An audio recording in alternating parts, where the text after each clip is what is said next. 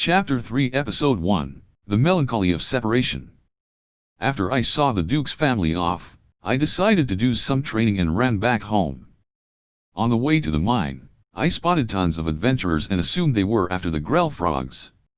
As long as I was nearby, I figured I could go a few too. I took my waders out of my item box and changed my destination to the swamp. The swamp was once again packed with adventurers. There were at least 100 of them from what I could see. Some went to other swamps, so this wasn't even everyone. Some of them were also wearing jumpsuits or waders. They must have been selling nicely. I noticed a group of 5 who were all wearing jumpsuits and waders. Not only that, but I recognized them. It was Seekum's Pier, the group that sold me the bloody slime. I went over to greet them, but it looked like something had happened. Kai was a bit disgruntled, and the others were patting him on the back, trying to cheer him up. "Hello, you're that Ryoma kid, right? Thanks for the help the other day."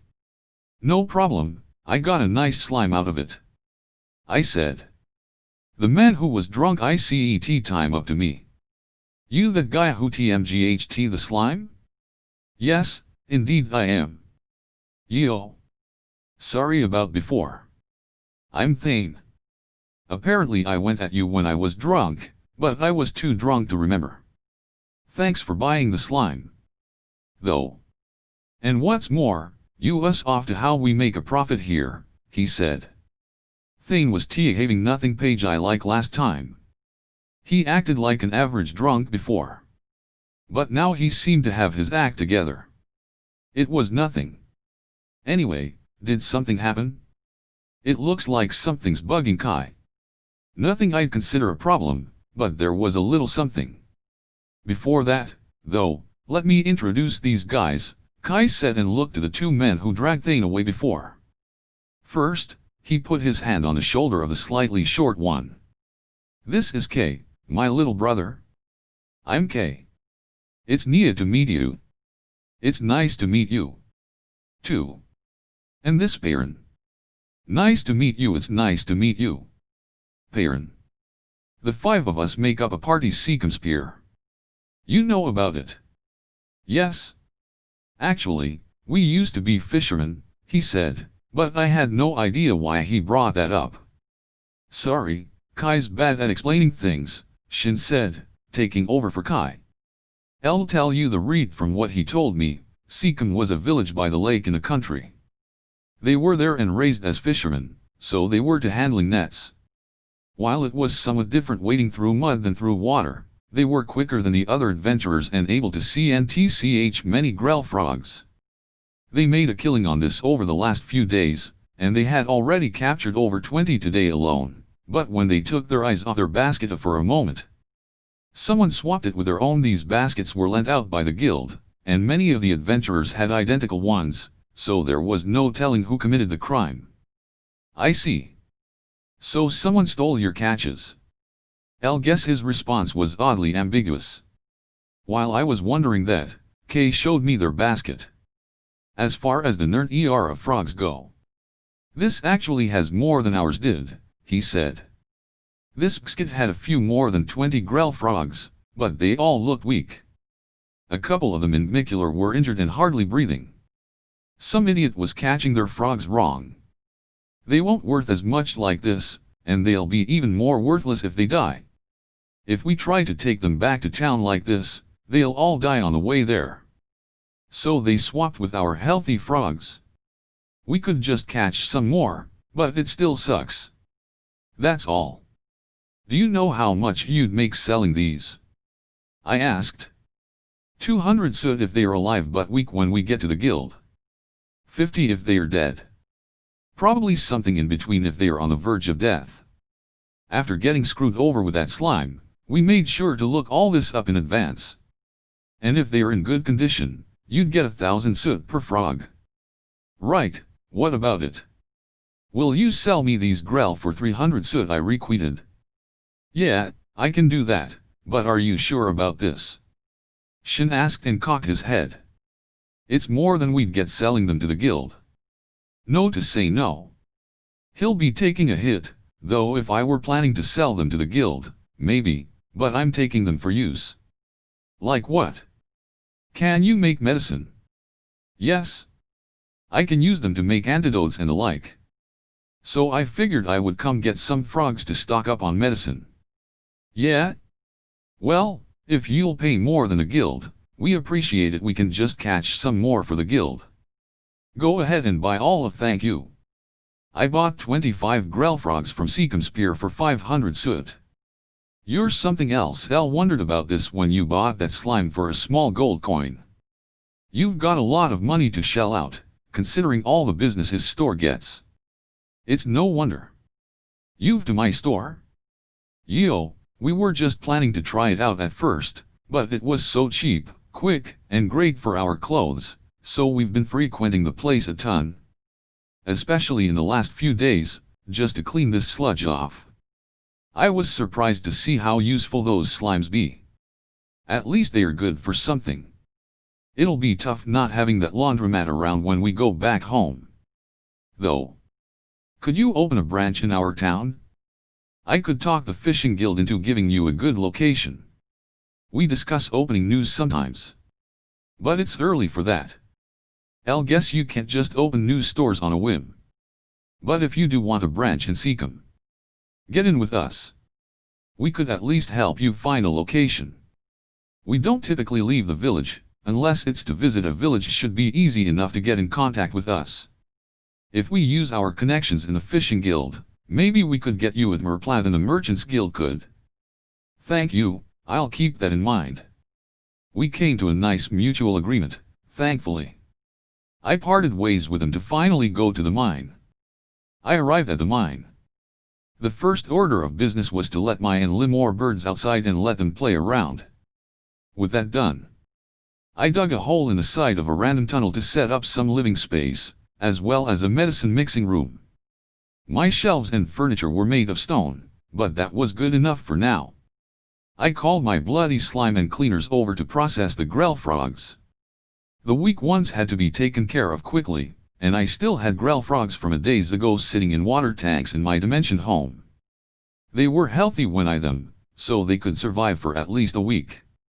The average medicine man would take advantage of that time to the frogs as cautiously as possible, but thanks to my slimes, I didn't need to take it slow.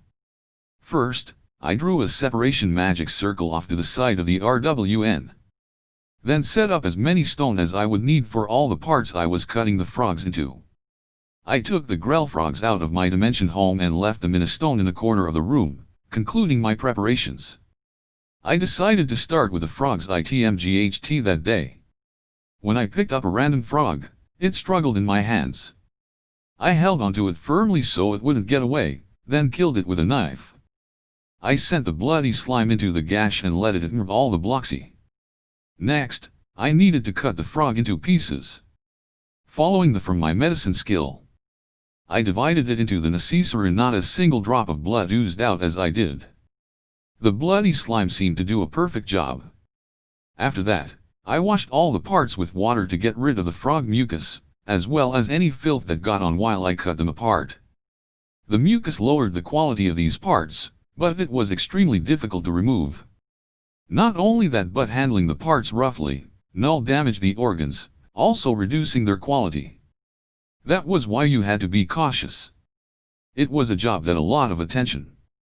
If I were taking the normal approach, that is, when I gave my cleaner slimes their orders, they consumed the frog parts and the entirety of that held them, then began to remove the mucus. The work was done in a matter of seconds. I checked the parts, but despite how fast they went about it, no damage was done. There was one last job to do. The processed components needed to be dried. This would normally involve the use of wind and fire magic. But the time it took and the heat of the fire reduced the effectiveness of the medicine in the process. In my case, though, I could use alchemy to separate the moisture from the actual material. This method wouldn't affect her, and it was quick enough that it wouldn't do any physical damage. I appraised each part of the grell frogs, and it said that they were all processed perfectly. Naturally, the best possible products. My slimes were helpful here as well. I silently processed the grell for a while until all those frogs I caught before and 6 of the I bought today were made into perfect products. That left 19 frogs from today's purchase, but they had been violently caught, wounding their internal organs and causing bleeding that inevitably lowered the quality. Even so, I handled them swiftly enough that they were of a high enough quality to be usable. I fed the leftover skin and flesh to my lemur birds. From what they enjoyed eating everything from meat and fish to fruit, vegetables, and grains. Lemur birds were omnivores, but it seemed like meat made up the rest of their diet. I decided to ask the Tamers Guild about it later. I kept working until it grew dark outside. Just to be safe, I had all my slimes and lemur birds gather in the mine. The slimes had grown fairly strong, but it was still dangerous at night. The entrance was stone and only left gaps for air to flow through. This was my first night alone for some time. I thought back to when I first came to this world.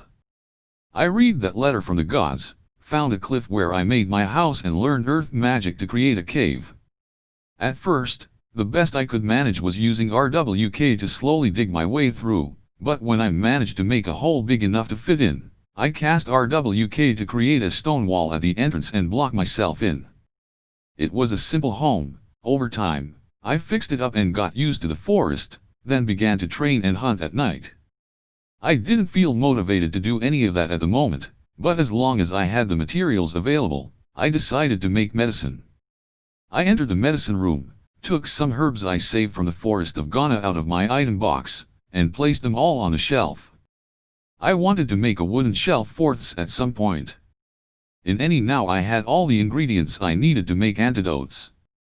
They required a grell frog liver, a poisonous plant called kajiri, a kunashi fruit to weaken the poison and make it usable as medicine, a joshua flower to make it somewhat healthier, and 5 types of yuffle grass that acted as a diuretic. I started by using earth magic to make a pot and a spatula to stir with, then I made a mortar and pestle as well. I could buy less crude versions of these tools later. I managed to get by with magic so far, but it would be to have proper tools on hand. I used water magic to fill the pot, inserted the diced up kajiri and kunashi, and used the squall spell to rapidly the water as I stirred. Some of the ingredients were sensitive to heat, but the medicinal components of the kajiri and kunashi were not. Once the pot began to simmer, the ingredients changed the water to a purple. That was the signal to turn off the heat and wait for the concoction to boil down naturally. In the meantime, I carefully mashed up the grell frog livers. I held my hand over the pot and found that it was an ideal temperature, so I the mashed livers inside. I stirred some more, and when the liquid had cooled down, I added the joshua flowers and yuffle grass. I tore them into pieces of appropriate size before I added them, then slowly mixed them in as they sank to the bottom. Now I only had to wait until their medicinal promise out. Wondering what to do until then, I left the medicine room and my lemur birds. I took my guitar out of my item box and played a couple renowned anime end credits songs. I could see the moon through the ventilation hole, so I picked songs about the MWL. When I was done, a cacophonous sound echoed throughout it came from the lemur birds. They were singing like when I formed tracks with them, but all the echoing in the mine made it hard to tell. It was far too loud. I suffered unexpected damage, but the lemur birds seemed to be fine, making me wonder what kind of ears they had. The slimes had no sense of I wasn't worried about them. The lemur birds quieted down after that. I listened to them sing. I ate dinner, then returned to the medicine. The medicinal components of joshua flowers and yuffle grass could be quickly extracted, so they were just about done. I appraised the liquid in the end, found that the antidote was incomplete, but was expected to be of high quality. The antidote decomposed poison and increased metabolism to eliminate dangerous substances from the body. There were many kinds with a wide variety of effects, but this was especially effective on paralysis-inducing poison. After usage, it was best to make sure to rehydrate. It was all a success so far. Next, I took a big cloth out of my item box and had it cleaned by my cleaner slimes. This was one of the items I obtained after sloting thieves in the forest, but it was perfect for sifting the dregs of the herbs from the medicine. The cloth did seem like it'd be worth a lot of money, But I wasn't concerned about that. I placed the cloth on top of an empty and used strands from a sticky slime to set it in place, then I read the fluid into the pot. The medicine flowed into the pot, while the cloth caught the dregs. Once all the medicine was inside, the cloth often wrung every last drop of the fluid from the dregs. I stirred the medicine with a spatula and it again. Now the spell said that it was finished, and of the highest quality. It was a job well done, but I didn't know what to do with the medicine now.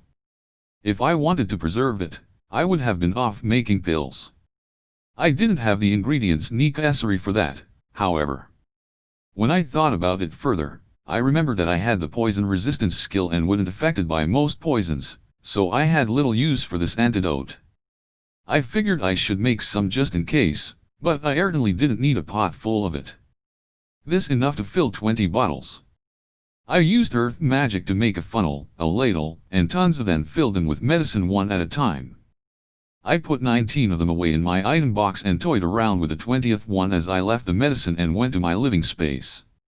I considered whether to sell the medicine to Serge or give it to Jeff, but I was so lost in thought that I accidentally dropped the bottle. The lid popped off and all the medicine flowed out. Was distracting me. I didn't know if it was because of the age regression Kyufo mentioned or what. But I had trouble my feelings. I shouldn't have felt this way at this age. Well, technically I was 11, but mentally I was over 40, and yet parting with the Duke's family made me so lonely. Back on Earth, my colleagues quit and left the company all the time. Work was so brutal that I passed out sometimes. I thought I was used to this wasn't enough to make me cry, but it was making me melancholic. I thought about it for 10 seconds, then decided to go to sleep. But before that, I wanted to clean up the spilled medicine. I had the bottle and noticed that the medicine was gone. A few slimes were hanging around the room, including cleaners, so maybe they cleaned it up on their own. That saved me the trouble, so I wasn't bothered by it. I headed to the bedroom.